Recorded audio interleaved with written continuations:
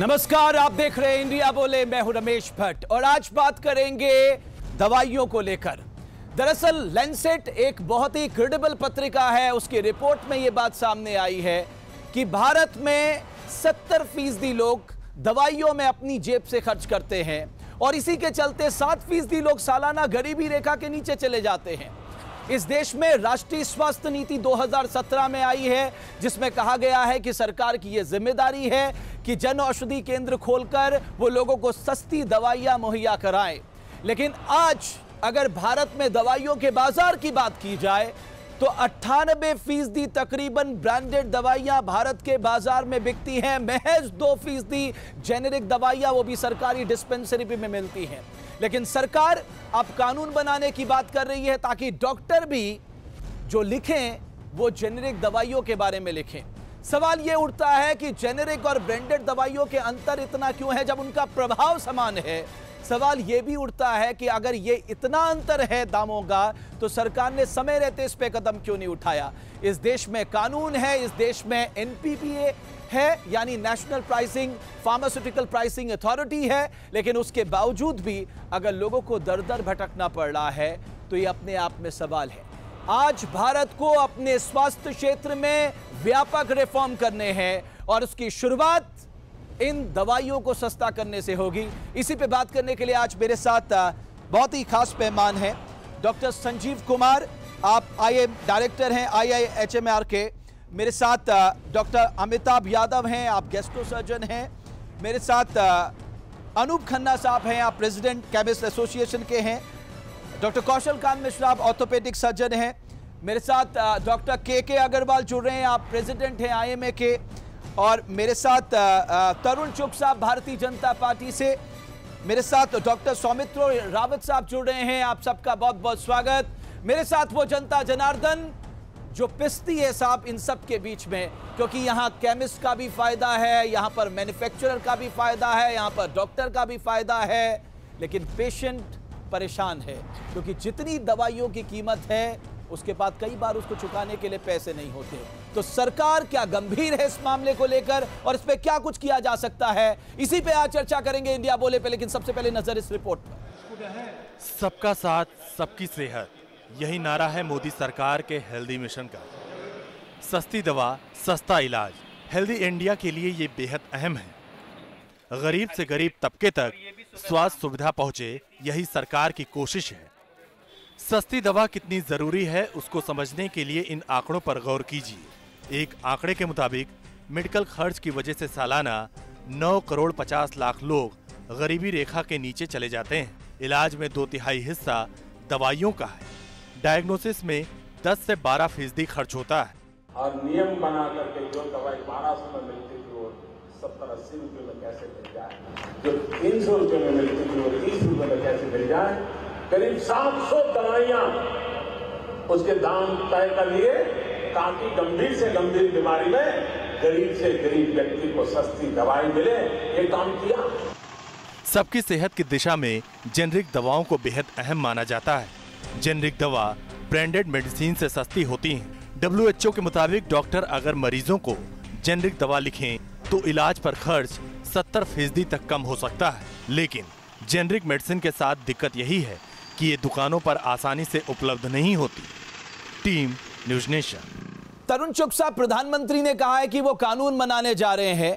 आपको नहीं लगता कि साहब अगर इतना बड़ा अंतर है, आपने नेशनल फार्मास्यूटिकल प्राइसिंग अथॉरिटी भी बनाई है, ड्रग कंट्रोल के लिए कानून भी बनाया है, एक ऐसे प्रधानमंत्री आए हैं जी जिन्होंने गरीब की चिंता शुरू की है और गरीब और मध्यवर्गीय परिवारों में अधिकतर खर्चा दवाइयों की खरीद पर लग जाता है। और भारत का ऐसा कैसा सिस्टम आज़ादी के लेकर आज तक बना जिसमें एक मेडिसिन और दूसरी मेडिसिन जो एक ही केमिकल एक ही उसमें है उसका 70% 80% से ज़्यादा रेट, और उसको सरल बनाने के लिए प्रधानमंत्री जी ने एक पहल की है और ये गरीबों के लिए एक बहुत बड़ा राहत है। जिस तरह प्रधानमंत्री आवास योजना, प्रधानमंत्री जी की ओर से स्किल डेवलपमेंट योजना, उसी तरह बीमारी घर के अंदर है तो उसको कम पैसे में दवा मिल सके, उसकी कोशिश प्रधानमंत्री जी ने की। और पहली बार देश के अंदर 3000 से ज़्यादा केंद्र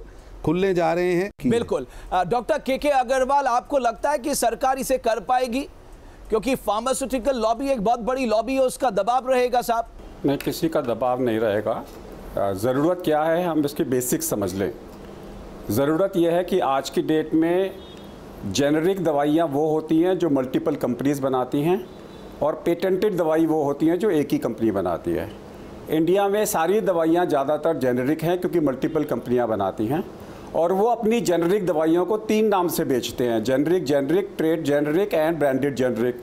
कॉस्ट ऑफ मैन्युफैक्चरिंग सेम है, क्वालिटी सेम है, लेकिन प्राइजेस डिफरेंट हैं। हाँ। यहाँ पे सरकार को रोक लगानी होगी। ब्रांड बेचो या जेनरिक बेचो, कॉस्ट सेम होनी चाहिए। वाई शुड यू से कि यही कंपनी को मैं 1 रुपये की भी बेच सकता हूँ, 16 रुपये की भी बेच सकता हूँ? वो गलत है, वो चीटिंग है, वो फ्रॉड है पब्लिक के साथ में। डॉक्टर कौशल, आप लोग क्यों नहीं जेनेरिक मेडिसिन प्रेफर करते हैं, या अपने पेशेंट को आप जेनेरिक मेडिसिन लिख के देते हैं? एक तो आप जो पांडुलिपि इस्तेमाल करते हैं वो पेशेंट के समझ में तो आती नहीं है, वो केवल केमिस्ट के समझ में आती है। उस पांडुलिपि में ऐसा क्या है साहब कि वो केवल केमिस्ट को समझ में आती है, आम आदमी उससे कभी परिचित ही नहीं हो पाता? ये क्या कोई नेक्सस है क्या? पांडुलिपि की जहाँ तक बात करते हैं, पांडुलिपि हर आदमी की हैंड राइटिंग एक डिफरेंट होती है, और अगर हम एक पेशेंट को, जब हम लोग हॉस्पिटल में पेशेंट्स देखते हैं, उनके नंबर इतने ज़्यादा होते हैं कि हमें फ्लो में लिखना पड़ता है। प्रोबेबली ये एक रीज़न है जिसकी वजह से वो पांडुलिपि, ऐसा कोई नहीं कि वो कोड में लिखा गया है, जो लोग उसको पढ़ने की आदत डाल लेते हैं वो पढ़ पाते हैं, और बहुत सारे पढ़े लिखे लोग हमारी हैंड राइटिंग पढ़ पाते हैं। एक चीज़। दूसरी चीज़, आप ये बता रहे हैं हम जेनरिक क्यों नहीं लिखते। एक तो हमारे हम वही सिस्टम फॉलो करते हैं जो हमें मिलता है। कहा यह जाता, जनरल कहा जाता, मैं सबके ऊपर आरोप नहीं लगा रहा, लेकिन एक बात कही जाती कि आप लोगों को जो मुनाफा मिलता है वो जेनरिक से तो कभी मिल नहीं सकता। आपको बड़े बड़े ब्रांडेड कंपनियों से मुनाफा मिलता है, इसलिए आप ब्रांडेड कंपनियों की दवा बेचते हैं। बिल्कुल सही बात है आपका ये आरोप, बिल्कुल सही, और बहुत सारे लोग ऐसा करते हैं, इसी वजह से ये होता है। लेकिन सरकार को सिर्फ एक काम करना चाहिए कि मैक्सिमम सेलिंग प्राइस डिसाइड करना चाहिए। जैसे कि अभी सरकार ने स्टंट के दाम फिक्स कर दिए कि वो 40,000 से ज़्यादा का नहीं बिकेगा मार्केट में। सौमित्र यादव, मैं आ रहा हूं आपके पास। डॉक्टर सौमित्र यादव, ऐसा क्यों है कि हम हर बार, साहब आप लोगों को धरती में भगवान का दर्जा दिया जाता है? आप इस देश की स्थिति देखिए कि यहाँ पर एक बड़ी आबादी जो है वो बहुत कम पैसे कमाती है साहब, उनकी आजीविका के लिए ही वो पैसे कम पड़ते हैं। ऐसे में अगर उनको उपचार के लिए दवाइयाँ खरीदनी पड़े, वो भी महंगी महंगी ब्रांडेड दवाइयाँ खरीदनी पड़े, आपको नहीं लगता आप सब लोग मिलकर मदद कर सकते हैं भारत को बदलने में, इस हेल्थ सेक्टर को बदलने में? नहीं, जो आपने बोला है बिल्कुल सही बोला है। वैसे मेरा नाम डॉक्टर सौमित्र रावत है, यादव नहीं है, रावत साहब। लेकिन उसमें सबसे ज़्यादा इम्पोर्टेंट चीज़ जो मेरे पुराने, हाँ, डॉक्टर रावत, तो उसमें दिक्कत क्या है कि अगर आप जेनेरिक ड्रग्स को उसकी क्वालिटी कंट्रोल कर लें तो मैं तो ये कहूँगा ये बहुत अच्छी चीज़ होगी। उनकी पीरियोडिक मॉनिटरिंग होनी चाहिए ड्रग्स की। अभी एक रिपोर्ट आई थी कि अमेरिका में जो जेनेरिक ड्रग्स मिलती हैं और जो स्ट्रिंजेंट क्वालिटी है अमेरिका और यूरोप में, अगर वो क्वालिटी से अगर इंडिया में वही पैरामीटर रखें, 1% जेनेरिक ड्रग वो अप्रूव्ड होगी अमेरिका और यूरोप में। तो मेरा ये है कि जो भी क्वालिटी है जेनेरिक ड्रग की वो यूनिवर्सल होना चाहिए। प्राइम मिनिस्टर ने स्टेप लिया है, हाँ। बहुत बढ़िया स्टेप लिया। ये क्या भारतीय प्रधानमंत्री भारतीय जन औषधि केंद्र अनूप खन्ना साहब, क्या इसको लाकर आपको लगता है कि ये समस्या का हम समाधान निकाल सकते हैं?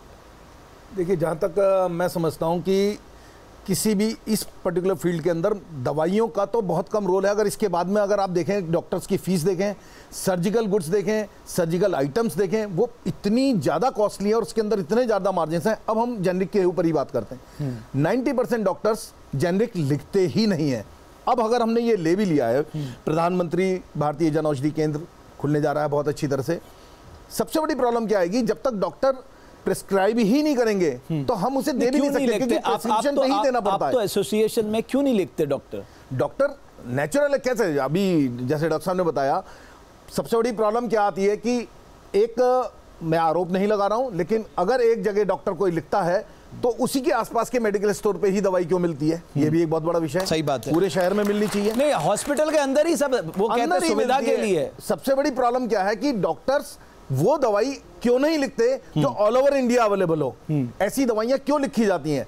और अब जेनरिक का भी सवाल आ रहा है। जेनरिक में अगर डॉक्टर उसके साथ ही लिख दे, ब्रांडेड भी अगर आपको लिखने का शौक है उसके साथ में ब्रैकेट में लिख दे पर्टिकुलर ये सॉल्ट है, उसके बाद में रिटेलर जो है अपनी मर्जी से दे। डॉक्टर अमिताभ यादव, ये ऐसा क्यों होता है सर? आप तो इस फील्ड में हैं, इस सेक्टर में डील कर रहे हैं, ये जो आप लोगों पे आरोप लगता है, आप इस पे क्या कहेंगे कि साहब आप नहीं लिखना चाहते? क्या ये बात सच है? नहीं, ऐसा नहीं है कि हम लोग ब्रांडेड मेडिसिन ही लिखना चाहते हैं, जेनरिक नहीं लिखना चाहते।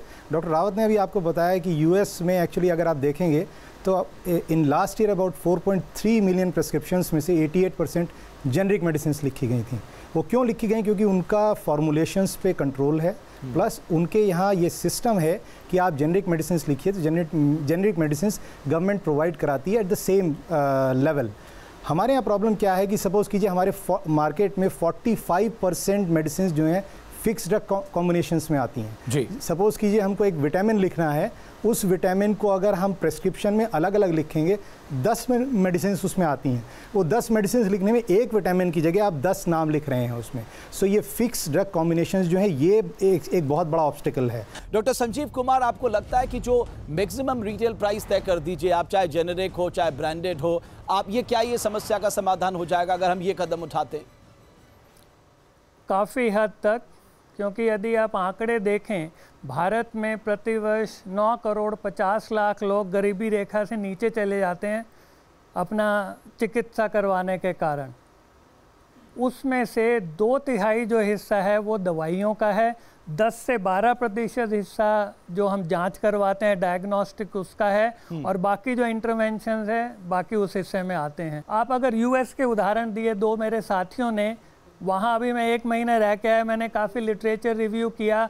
वहाँ की सरकार अफोर्डेबल हेल्थ केयर प्रमोट कर रही है, जेनरिक मेडिसिन, और वो जनता को शिक्षित करते हैं कि जेनरिक मेडिसिन उतनी ही प्रभावशाली हैं जितनी की ब्रांडेड मेडिसिन है ये। और अमेरिका में तो मैं देख रहा था, वर्ल्ड हेल्थ ऑर्गेनाइजेशन की रिपोर्ट है कि वहाँ पर सब पेशेंट को अच्छा खासा समय दिया जाता है। हमारे यहाँ तो 1 मिनट में उसकी बीमारी भी पता लगा ली जाती है, उसकी दवा भी लिख दी जाती है, उसे एहतियात भी बता दिए जाते हैं। और मैं देख रहा था मोहल्ला क्लिनिक में तो दिल्ली में 1 मिनट में 2 पेशेंट देख लिए जाते हैं। तो मुझे लगता है आने वाले समय में, क्योंकि पहले ये कहा जाता था डॉक्टर का हाथ लगना ही पेशेंट को आधा ठीक कर देता था, क्योंकि हमारे यहाँ डॉक्टरों की कमी है, ज़्यादा पेशेंट आ रहे हैं, इसलिए डॉक्टरों के पास भी कोई विकल्प नहीं है। लेकिन हमारी जनता जनार्दन क्या कहती है, मैं जरा उनसे भी जान लेता हूँ कि वो किस तरह की दिक्कतों का सामना करते हैं। मैं जरा उनसे भी बात कर लेता हूँ। हामिद, डॉक्टर्स जो है कैपिटल लेटर में आखिर क्यों नहीं लिखते हैं? हाँ, ये तो आप चाहते हैं वो कैपिटल लेटर में लिखना? कैपिटल लेटर में लिखे। मेडिकल काउंसिल फॉर इंडिया का ये दिया हुआ है कि मेडिकल जो लिखेगा वो इसमें कैपिटल लेटर में लिखना चाहिए। ओके, हाँ, मैं ये कहना चाह रहा था, सपोज करो हम किसी डॉक्टर के पास जाते हैं, डॉक्टर हमें देखते हैं, दवाई लिखते हैं, फिर वो कहते हैं कि ज़रा जिससे उनका लिंक होता है उस केमिस्ट से आप खरीदिए। ये गलत है। जो आप पास में जो केमिस्ट है उससे हमने खरीदना चाहिए। हिंदुस्तान में जो दलाली का रिवाज आ गया है ना, इस दलाली ने बेड़ा गर्क कर रखा है। तनख्वाह से किसी का दिल नहीं भरता। जो कंपनियां, ब्रांडेड कंपनियां अपनी दवाइयां चलाने के लिए पैकेजेस देती हैं, ये डॉक्टर्स को ज़्यादा ललचाते हैं। एलोपैथिक छोड़िए, ये आयुर्वेदिक दवाइयाँ कहते हैं ना, करेला ऊपर से नीम चढ़ा, उनके रेट देख लीजिए, ये जड़ी बूटियों के आप देख लीजिए। तो ये दलाली को कंट्रोल करेगी गवर्नमेंट तो शायद सब कुछ फर्क में आए। मैं आता हूँ सर, एक कानून इस पे तो बनना चाहिए कि हर कंपनी को एक जेनरिक दवाई जो आ रही है उसका एक रेट फिक्स कर देना चाहिए। दूसरा, एक सर ने जो बोला था कि डिग्री धारक एक है लेकिन उसके जो दूसरे भाई वगैरह हैं सब बैठते हैं, ऐसे ही सर मैंने डॉक्टर भी देखा है अपने गांव साइड में कि एक डॉक्टर के नीचे जितने भी लोग आते हैं वो डॉक्टर बन जाते हैं, उनके पास कोई डिग्री नहीं है। एक बात जो यहाँ पर निकल कर आ रही है डॉक्टर अग्रवाल, एक और जो बात यहाँ पर निकल कर आ रही है कि अगर आप जेनेरिक मेडिसिन का भी रिटेल मार्जिन देख लें, मैं देख रहा था उसमें भी साहब भारी भरकम रिटेल मार्जिन है। तो आपको यहाँ भी ध्यान देना होगा साहब कि यहाँ कम से कम आप पेशेंट को ज़्यादा ना पैसा खर्च करना पड़े। देखिए, आंसर बड़ा सिंपल है। हम बार बार डेफिनेशंस ऑफ जेनेरिक को कंफ्यूज कर रहे हैं। अमेरिका की जेनेरिक की डेफिनेशन अलग है। इंडिया में एक दवाई जिसका नाम मान लो लोसार्टन है, अगर 20 कंपनियाँ बनाएगी, मान लीजिए 20 कंपनियां बनाती हैं, तो हर कंपनी को 3-3 रेट रखने को किसने कहा है? वो बंद होना चाहिए ना। एक कंपनी का, एक दवाई का एक ही रेट होना चाहिए, चाहे वो जेनेरिक हो चाहे वो ब्रांड हो। Where is the controversy? मैं ब्रांड लिखूं कि जेनेरिक लिखूं, वो कॉस्ट डिफरेंस क्यों है? ये सरकार क्यों अलाउ कर रही है कि जेनरिक नाम से वही दवाई 20 पैसे की है और ब्रांड के नाम से 2 रुपए की है? वो ब्रांड भी जेनरिक के प्राइस पे ही मिलनी चाहिए। डॉक्टर रावत, अब एक और तर्क दिया जाता है, जो लोग ब्रांडेड दवाइयां बेचते हैं उनका अपना एक तर्क है साहब कि हम इसको, आप सोचिए, इसमें हम अनुसंधान करते हैं, हमारी प्रयोगशालाएं हैं, हम उसके बाद देखते हैं कि ये काम कर रही है, यानी दवा, इसका ट्रायल करते हैं, एक भारी भरकम पैसा हम इसके रिसर्च पे खर्च करते हैं, तो जाहिर तौर पे हम पैसा तो लेंगे। उनका ये तर्क है। नहीं, तर्क उनका ठीक है कि जब कोई नई मेडिसिन आती है तो उनको एक टाइम दिया जाता है कि वो ही मॉलिक्यूल सेल करेंगे, लेकिन एक बार टाइम ख़त्म होने के बाद कोई भी उसको जेनेरिक मेडिसिन बना सकता है। बिल्कुल। और आपका जो मुझे वो वाली चीज़ लगी कि जो गवर्नमेंट खर्च करती है पैसा, उसमें हेल्थ केयर पे अब उन्होंने 2.5% बोला है इंडिया में खर्च करेंगे। मैं इंग्लैंड में था 17 साल, आई वॉज कंसल्टेंट वहाँ पर। इंग्लैंड में, यूरोप में, अमेरिका में जो केंद्र सरकार है या जो गवर्नमेंट है वो हेल्थ केयर पे अराउंड 8 to 10% खर्चा करती हैं। तो अब आप देख लीजिए 3 गुना से लेके 4 गुना खर्चा ज़्यादा होगा। तो अगर गवर्नमेंट खर्चा ज़्यादा करेगी हेल्थ केयर पर तो ऑब्वियसली जो पेशेंट सेटिस्फेक्शन ज़्यादा होगा। और ये जो नया निकाला है जेनेरिक का, ये बहुत ज़्यादा अच्छा है, ये बहुत बेहतर स्टेप है हेल्थ केयर को आगे बढ़ाने का। ओके डॉक्टर कौशल, मैं एक बात यहाँ पर कहना चाह रहा हूँ।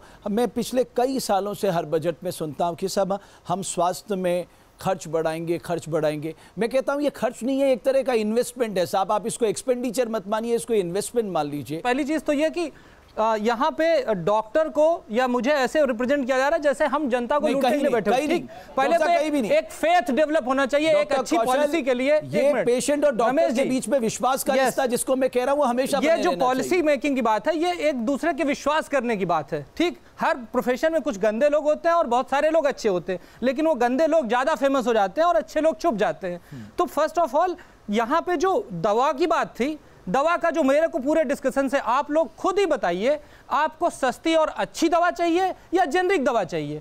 जो भी दवा सस्ती और अच्छी वो तो आप क्या कह रहे हैं, जेनरिक दवा सस्ती और अच्छी नहीं हो सकती? अभी तक नहीं थी। भ्रम फैला रहे हैं? नहीं जी, मैं भ्रम नहीं फैला रहा हूं, अभी तक अच्छी नहीं थी। हाँ। अभी तक अच्छी नहीं थी और यही वजह है, मैं अपनी बात बता रहा हूं। हाँ। मैं एक दवा का नाम लेना चाहूंगा, आर्गुमेंटिन लिखता हूं, एंटीबायोटिक है।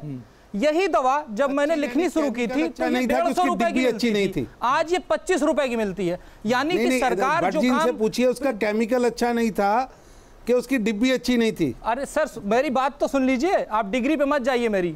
आपको केमिकल और डिब्बी दोनों ठीक करने होंगे आने वाले दिनों में। आर्गुमेंटिन जो टैबलेट थी ये 150 रुपए में आई थी, आज 25 रुपए की है। यानी कि 15 साल लग गए सरकार को इसकी प्राइस को कंट्रोल करने के लिए। मेरा प्रॉब्लम यह है कि अगर जो भी मेडिसिन अवेलेबल है सबका मैक्सिमम सेलिंग प्राइस अगर गवर्नमेंट डिसाइड कर दे तो मुझे लगता है डॉक्टर और जनता दोनों खुश हो जाएगी। अच्छी और बुरी दवाई होती क्या है? दोनों की प्रॉपर टेस्टिंग होती है, दोनों ही टेस्ट से पास होती है।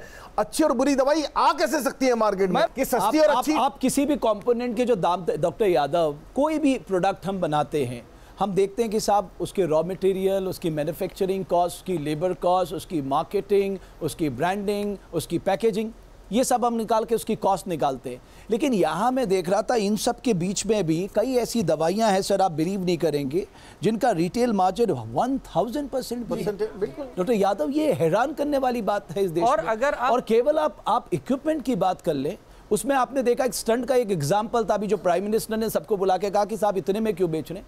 तो इस देश में तो ये एक तरह का जिसकी जैसी मर्जी है चल रहा है, किसी को कोई डर ही नहीं है साहब। डॉक्टर यादव, क्या हम भारत जैसे देश में से लागू कर सकते हैं? हमारी केमिस्टों की सबसे बड़ी प्रॉब्लम क्या है? हम लोग नियम से बंधे हुए हैं, जब तक डॉक्टर आप भी नियम से नहीं, आपको भी ज्यादा मुनाफा चाहिए। हमारे तो फिक्स मार्जिन नियम से नहीं बंधे, जितना ज्यादा मुनाफा चाहिए। यही बात बताना चाह रहा हूँ, हमारा दर्द ना पहले में मार्जिन था, ना हमें पहले भी मार्जिन था। मैंने आपके पास जेनेरिक मेडिसिन है, बोले जेनेरिक से मतलब नहीं। मैं आपको समझाता हूँ, पहले भी हमारा 20% का मार्जिन था, आज भी उतना ही मार्जिन दे रहे हैं। जब तक डॉक्टर लिखेंगे नहीं, हम दे नहीं सकते कोई चीज, हम नहीं दे सकते। और जिस मार्जिन की आप बात कर रहे हैं वो मार्जिन हॉस्पिटल्स में, पेशेंट को केमिस्ट और डॉक्टर के बीच का फुटबॉल मत बनाइए। डॉक्टर यादव, हमारे यहाँ क्या, हमारे यहाँ ज्यादातर ड्रग्स अभी भी जेनरिक हैं। सो हमारे को जेनरिक मेडिसिन लिखने में कोई प्रॉब्लम नहीं है।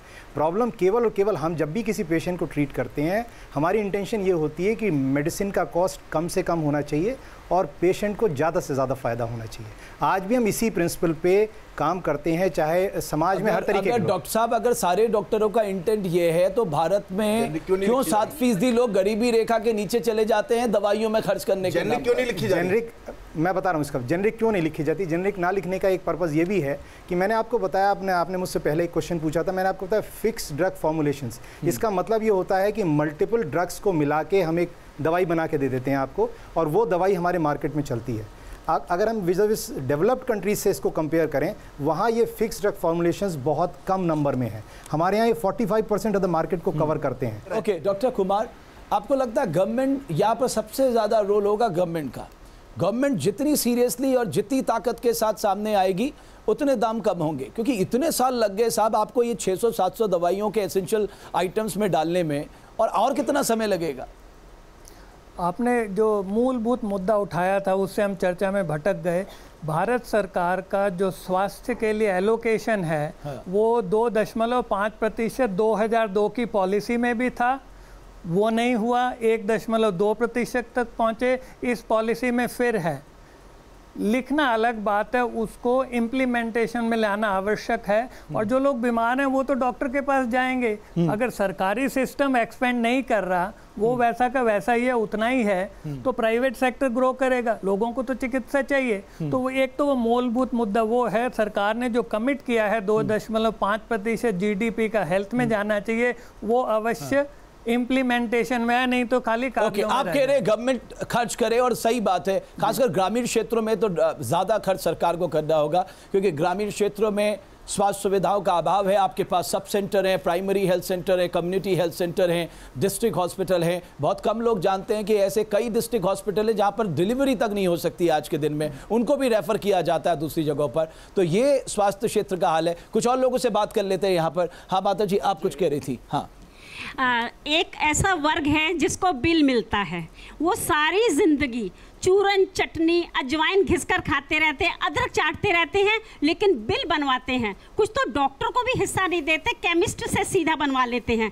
लेकिन जब वो रिटायर होते हैं, अब वो जीना चाहते हैं, बहुत मोटी पेंशन है, बहुत मोटा उनके पास में पैसा है। अब क्या करते हैं, महंगे से डॉक्टर के पास आते हैं। सब डॉक्टर जानते हैं, डॉक्टर साहब महंगी से महंगी दवाई लिखो, डॉक्टर साहब बढ़िया से बढ़िया विटामिन लिखो।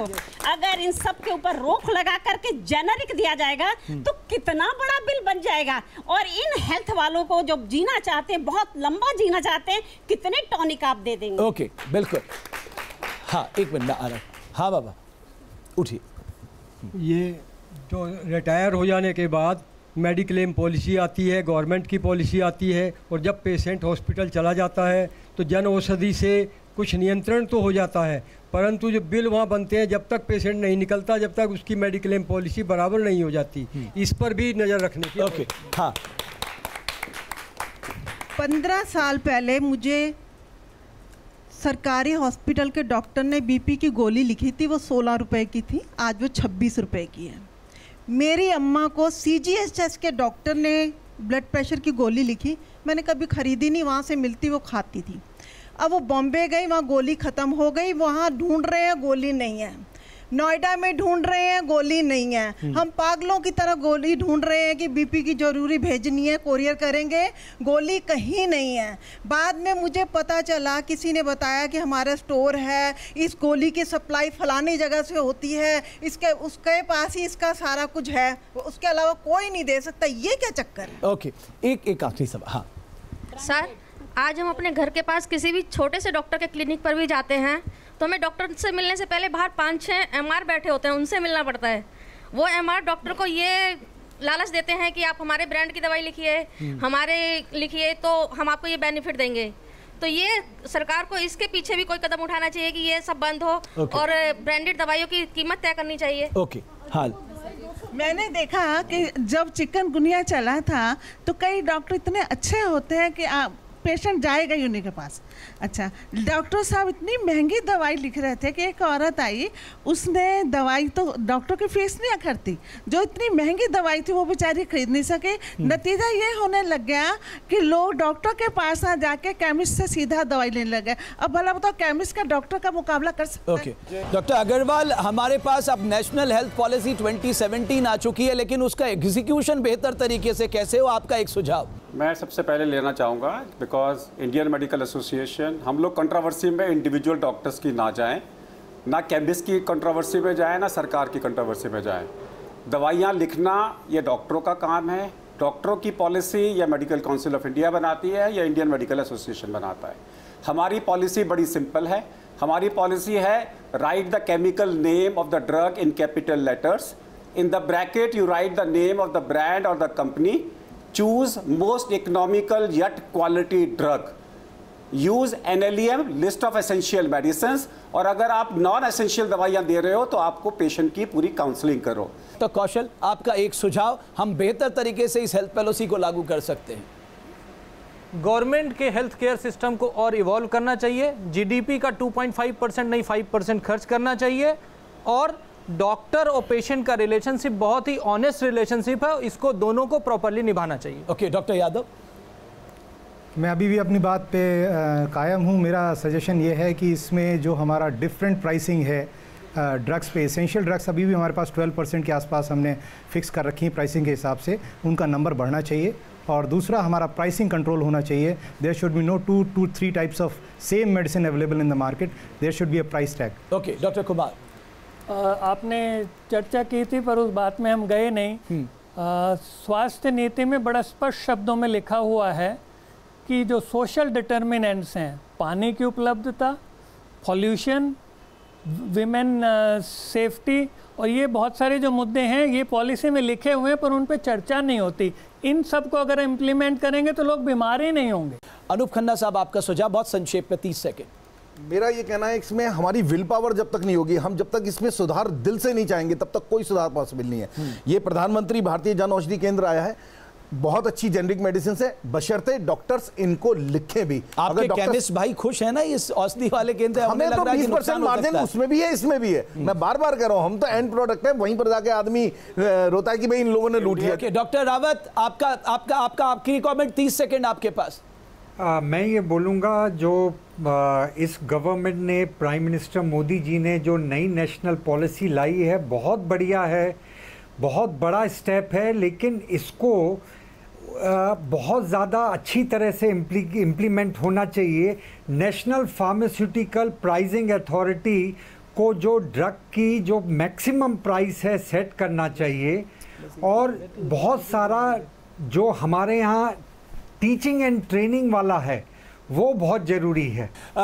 तरुण चुग साहब, कुल मिलाकर जो लब्बो-लुआब निकल के आया है, काम आपको करना होगा, चाहे वो दाम नियंत्रित करने को लेकर हो, चाहे वो जनऔषधि केंद्र खोलने को लेकर हो, चाहे वो स्टेट गवर्नमेंट से कोऑर्डिनेशन करने को लेकर हो, चाहे जो आपने एक एक वर्ड अपनी नेशनल हेल्थ पॉलिसी 2017 में कहा उसको एग्जीक्यूट करने को लेकर हो, सारा दारोमदार आप पे है सर। और हम उसके लिए तैयार हैं। प्रधानमंत्री नरेंद्र मोदी जी ने एक अच्छी शुरुआत की है, उसके लिए मेरा इन सब से निवेदन है, डॉक्टर्स हों, हॉस्पिटल्स हों, दवा बनाने वाली कंपनियां हों, सबको एक परिवार बनकर हमें मरीज को ग्राहक नहीं, एक बीमार व्यक्ति समझकर उसकी सहायता के लिए कदम उठाना चाहिए। कुल मिलाकर सरकार जो उद्देश्य रखती है कि सबको इलाज मिले, गुणवत्ता वाला इलाज मिले, इसके लिए मिलकर काम करने की जरूरत है। बहुत बहुत शुक्रिया आप सभी का इंडिया बोले देखने के लिए।